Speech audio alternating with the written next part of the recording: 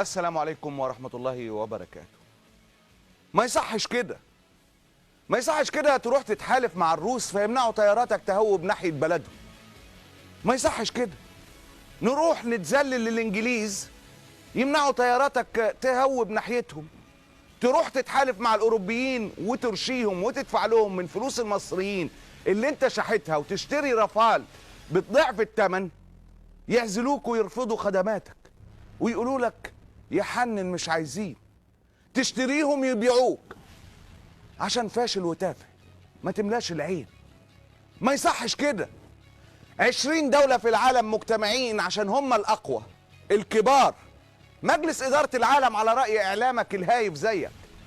مصر مش فيهم، مصر بعيدة، مصر في الآخر. مصر 139 من 140 في التعليم، مصر رقم مليون في الاقتصاد، مصر اللي كانت بتسلف الدول ال20 دي، مصر اللي مدينة الدول دي لحد النهاردة. ده مش فتي، دي حقيقة، ومش قادرة تسترد فلوسها بسببك انت واللي قبلك.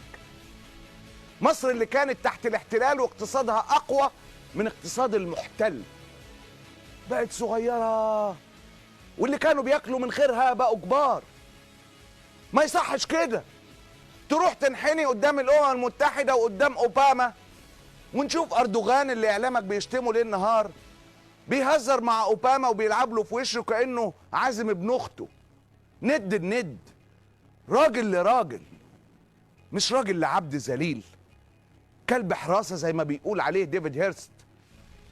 ما يصحش كده تبقى الدنيا كلها بتتهم مصر ان هي اللي فجرت الطيارة الروسية وانت ساكت ما بتتكلمش ولا حتى في الندوة التثقيفية زي اي مجرم مكسوف من جريمته.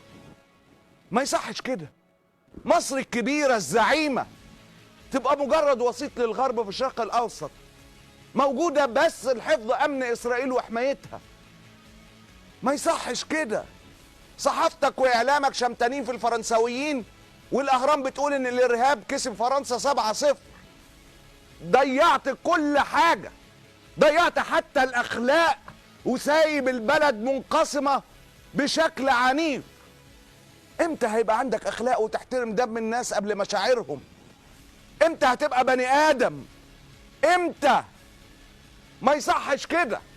مصر تبقى رايحة لانهيار اقتصادي وعزل سياسي واستخباراتي بسببك وبسبب فشلك وبسبب عدم قدرتك على إدارة أي ملف بشكل سياسي، لأنها مش شغلتك. أنت مش بتاع سياسة يا عم البكباشي.